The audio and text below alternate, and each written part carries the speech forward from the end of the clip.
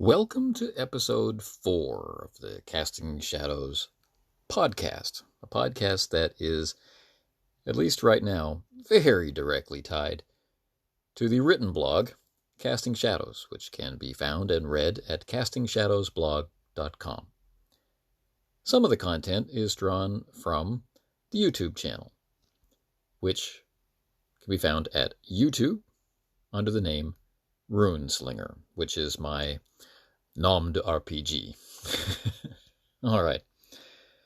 Episode 4 is dipping into a post which was prepared for the November of 2011's blog Carnival. I don't know if you're familiar with what blog carnivals were, but they were a lot of fun. And this particular post is called Cracking Open the Skull of Evil. This represents a very practical set of suggestions for managing villains in play. So while some of the earlier posts in these initial recordings for the podcast have dealt with theory, which you can use to influence and guide practice, this is the reverse. This is actual practice for actual play, which has been put through the crucible of theory already. All right. Episode 4 of our podcast will begin in a moment.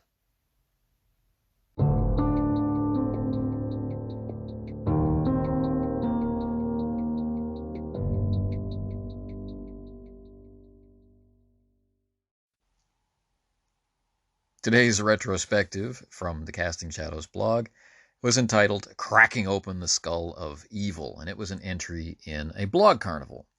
And if you've never participated in a blog carnival, I'm pretty sure that just the name blog carnival gives you a sense of what it was. But basically there was one host who would share all the links to all the blogs who felt like participating, one or more posts on the topic, and that host would suggest the topic for the month. Kind of fun. This particular blog carnival from November of 2011 was hosted by a blog that was built to support the development of the Elthos RPG, and the topic was how to think like a villain. So anybody who cared to could respond with practical tips for portraying villains in role-playing games. And it didn't matter what game it was associated with or what, right? There was a variety of RPG blogs that were involved. And these blog carnivals still go on today. Okay, so let's go back to November 9th of 2011 and crack open the skull of evil.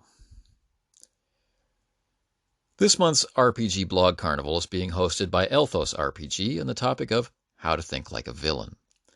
It is a daunting topic, to be sure, but one with which every GM has to deal on a fairly regular basis, even if the primary sources for their games is printed adventures and setting material. Although I'm neck-deep in fantasy games right now, I do not tend to run them as a general rule, so this post will deal primarily with villains of a different stripe, particularly those found in horror RPGs such as Call of Cthulhu, and in heroic pulp games such as Hollow Earth Expedition or Adventure. But the odd fantasy villain may steal the spotlight from time to time.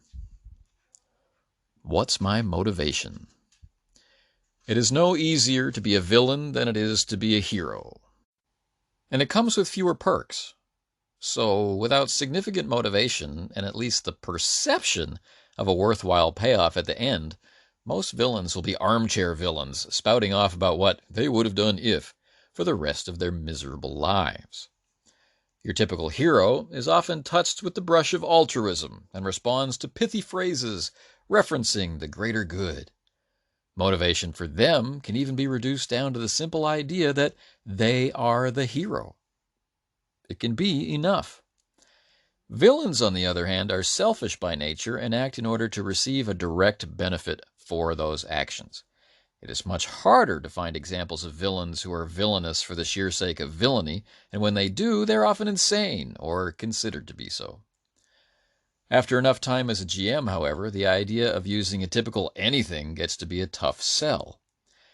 Anti-heroes, respectable villains, gray morality, these solve the problem for a while, but eventually those fall by the wayside as well, used up and boring. Desperate, we return to basics and discover that tip number 1 carries more weight than at first we thought. Motivation. What is forcing this person to do what they are doing? That, when fleshed out and kept fresh, can always hold an edge of interest, unless in your advancing years you start to repeat yourself. To build a motivation, it is easier in my experience to look not at what an imaginary person of ill intent might want to do, but rather to look at what in your game world can be done. Is there a juicy collection of supposed Atlantean artifacts which can be robbed and held for ransom? Does the mayor have a scandalous affair simmering in the background of an otherwise impeccable campaign which can be used as leverage? Can the relations between two neighboring nations be strained to the point of breaking? Is there a doctor of no small skill whose access to patients is perfect for collecting the gibbering man's toll of 50 pickled livers?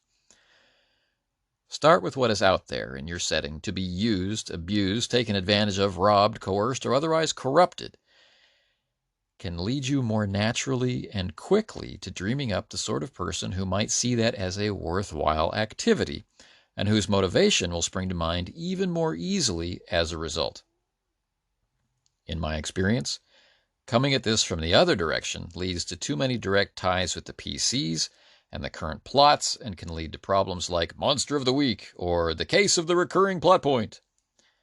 Eventually, even the most prolific hero has to wonder what makes all these villains cross his path, and if the villains themselves have that second dot in intelligence, which qualifies them as average, then you know that they themselves are wondering what in blue blazes was wrong with all those other villains who got themselves caught by the hero because they just couldn't leave him alone. Smart villains don't get caught. They feed dumb villains to the heroes and retire like kings in Patagonia.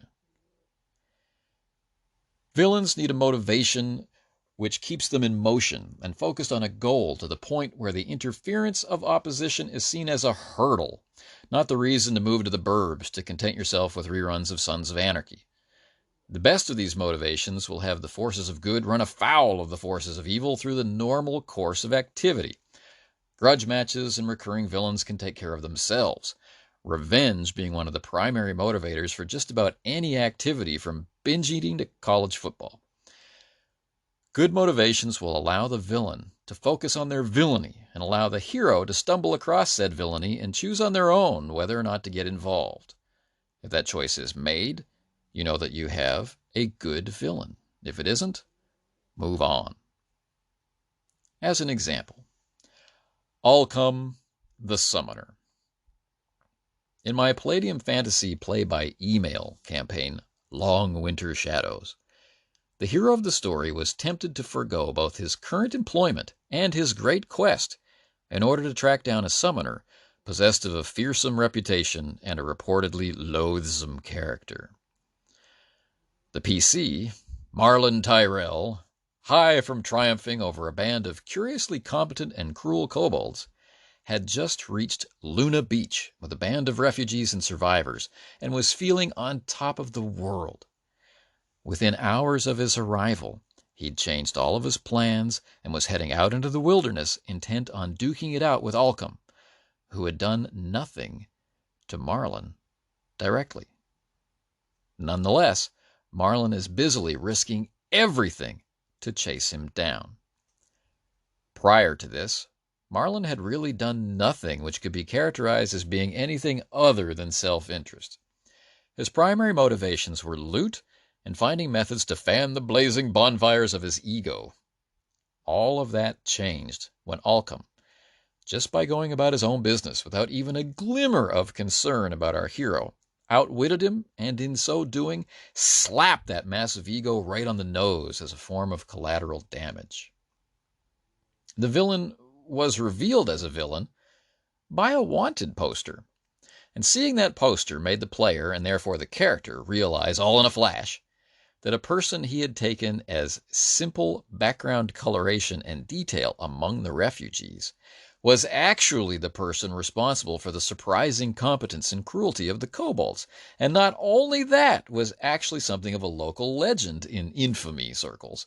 And he, Marlon Tyrell, had escorted him from the wreckage of the kobold lair, through the dangers of the wilderness, fed, armed, and clothed him, and then set him free to work his evil magics once more. It was more than he could bear. As the GM, I was quite glad of this, and seeing how fired up the player was to sink his hooks into this blackguard, it gave me great pleasure to ramp up the stakes by having Alcom continue his own agenda, but reveal to Marlon during his investigations into the summoner's whereabouts that he and the villain shared a last name. A last name most famously owned by Marlon's father, a known traitor. Marlon had, until that moment, believed he was the only one of his line, but now? And why hadn't Alcom, who certainly knew Marlon's name, said anything? Motivations. Good ones let the villains focus on their villainy and drive the hero to distraction. Tip 2. They are evil and they are misunderstood. I find that a little mystery goes a long way, and getting to the bottom of a problem can be a good device to retain player interest in a villain, but it is important to ensure that the interest doesn't blossom into either sympathy or justification for the villain's actions. If you're going to go through all the effort of creating a villain and plotting out his requisite villainy, you're doing yourself no favors by dabbing him with moral gray until he's just one of a million cookie-cutter mass murderers whose culture we are trying to embrace and feel empathy for. If the villain is not a villain, you are. However, that is not to say that your villain cannot confuse and confound the characters until they have no idea what to do. That rocks. As an example, Oberleutnant Braun. In my A Time of War RPG, the PC mech warriors have just now reached the point of interacting with actual villains, and are busily trying to sort out what to make of them. They've tussled with a femme fatale killer for hire named Miss Gertz, who was ostensibly willing to gas hundreds of college students in order to kill one man. And they have scary stories of the enemy commander, a Baronet Axthelm, whose reputation is vile and whose actions reveal him to be a merciless and rapacious opponent. They have first-hand experience of the trickery and lack of concern for life of Aaron Schmidt, a Lyran mech warrior whose attempt to lure them into an ambush resulted in numerous civilian casualties, and whose utter contempt for the sanctity of human life caused him to spark off a battle in the middle of a commercial and residential district using green pilots in terrible conditions. In contrast, they also have first-hand experience with Oberleutnant Braun, whose rigidly honorable dealings with them, even to his own apparent detriment, have them nervous and looking for the other shoe to carpet bomb them. Are they all enemies? The hot Miss Gertz, the soulless Baronet Axthelm, the glory-seeking Lieutenant Schmidt, and the honorable Oberleutnant Braun? Are they just doing their duties? Are they from a culture where gassing college kids and firing salvos of missiles into morning traffic are commonplace and required to survive, so therefore we should accept the cultural difference and try to get along? Questions. Good villains will come with as many unanswered questions as cruel acts that they have performed.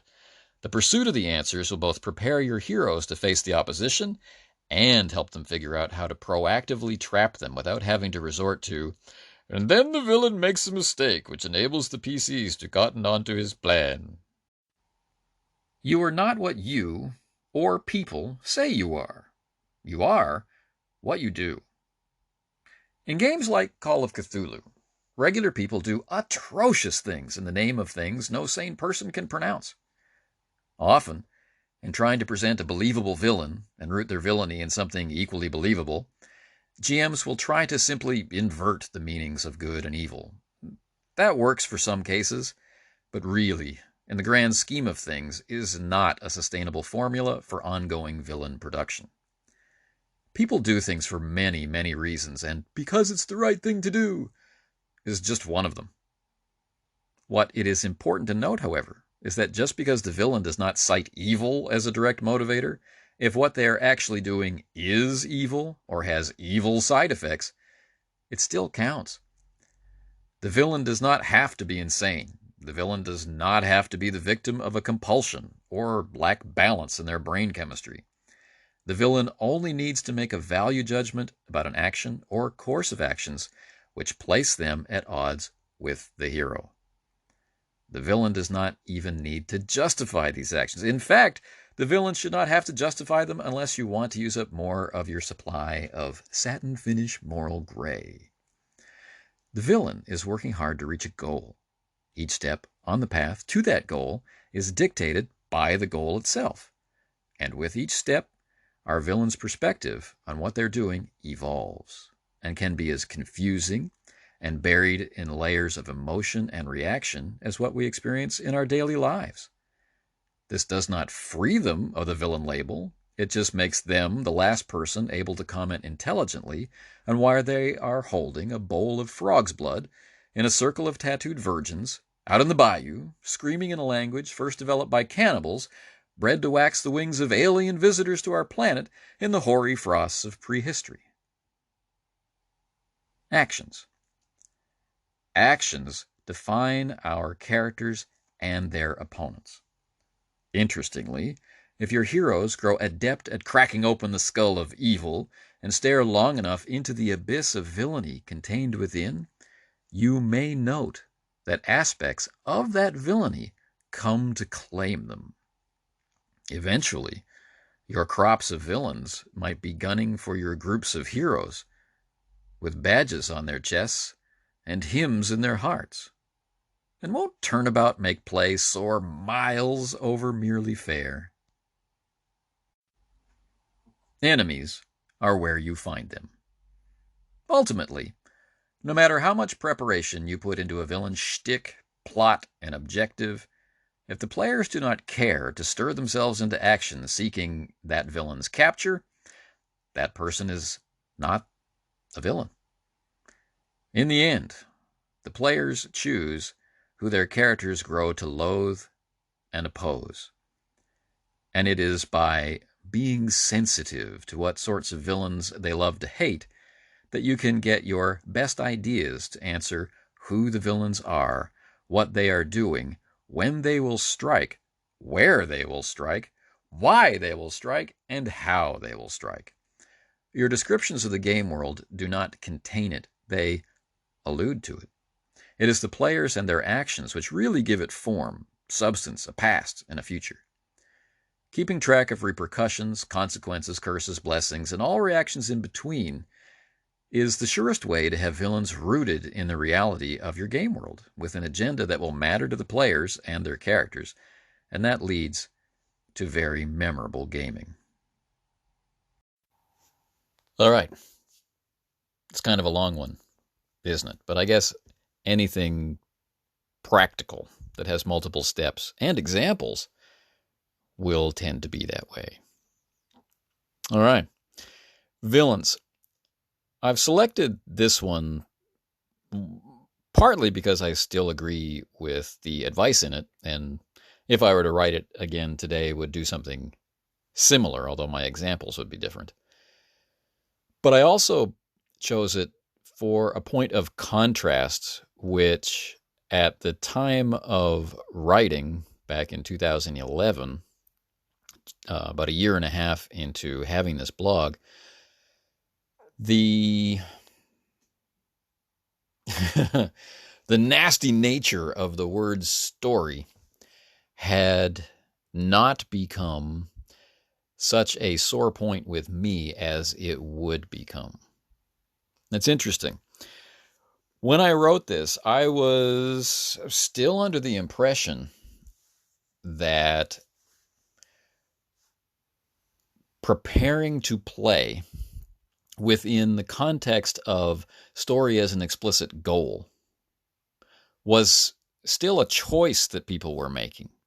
Like, If you were going to do a Werewolf the Apocalypse chronicle, there was a tendency toward wanting to listen to the rhetoric in the World of Darkness games and make it functionally as a story.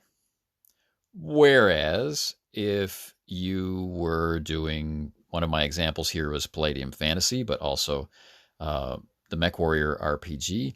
If you were doing that, then there was a tendency to create a cast of non-player characters with agendas and goals and see what happens as the timeline of play spooled out across the sessions.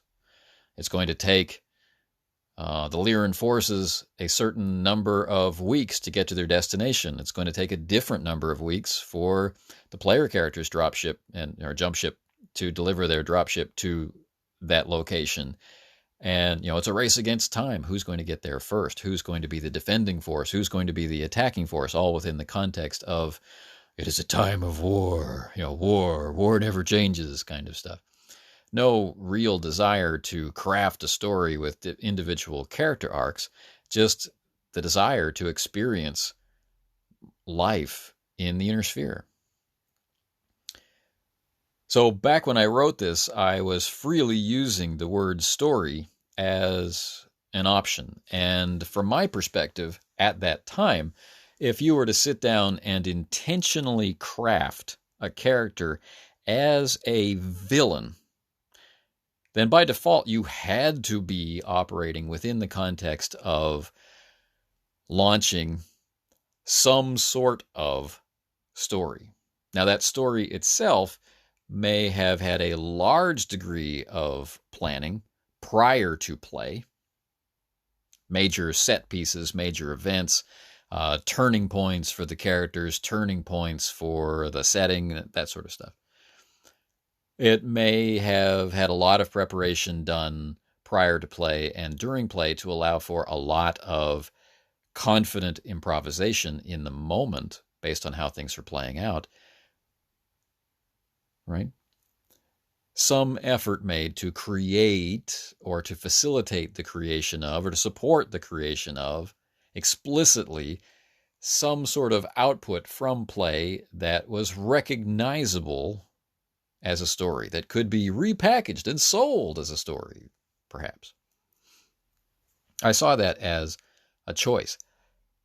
Now, 9 years later, that choice seems to be vanishingly small. The perception seems to be that a role-playing game is an opportunity to take part in a story, epic or otherwise. Not an opportunity to make decisions. So, that will bring us to episode 5, but more on that later. The campaigns mentioned in this post were a lot of fun, and a lot of them have recaps of varying degrees of complexity and detail on the written blog. The MechWarrior campaign in particular, which was called Hair of the Dog, has very detailed posts, and that particular campaign was run entirely in email, and it was with a cast of 3 player characters who were given posts that were specifically tuned to their own characters' perceptions, which was a lot of writing on my part, but it gave each of the players, and temporarily in the middle there was a 4th player, so each player had their own specific post. Even when they were in the same room, ostensibly experiencing the same thing, they all had different traits and different abilities and different skills, which made those scenes mean something different to each of them. So that was a lot of fun to undertake, and all of that is recorded and shared on the blog. So if you're curious about the basically the 4th edition of MechWarrior, a game called A Time of War. If you're interested in how it plays out and how someone might run it and things that can be involved with it, then please take a look at that. There's a specific section on the blog called the Hair of the Dog Archive, and you can find all the posts there. The Palladium Fantasy campaign, likewise, is represented, or at least part of it is represented, in recaps and whatnot on the blog as well. Okay. That's the end of Cracking Open the Skull of Evil, a blog post from November of 2011 during a blog carnival asking about villains, specifically asking us how to think like a villain. You've been listening to, unless for some strange reason you've chosen to listen to this section of the podcast first, you've been listening to episode 4 of the Casting Shadows podcast.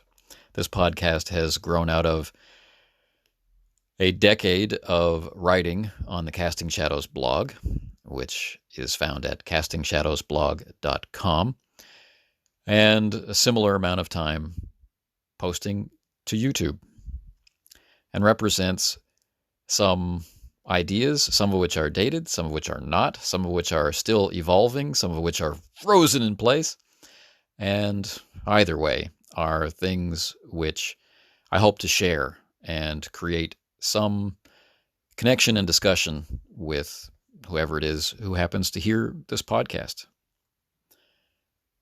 So, thanks for listening, if you listened, and I look forward to sharing more and possibly hearing from those who have listened in comments or direct contact otherwise in the next episode. The next episode, episode 5, will be on the idea of what is an RPG.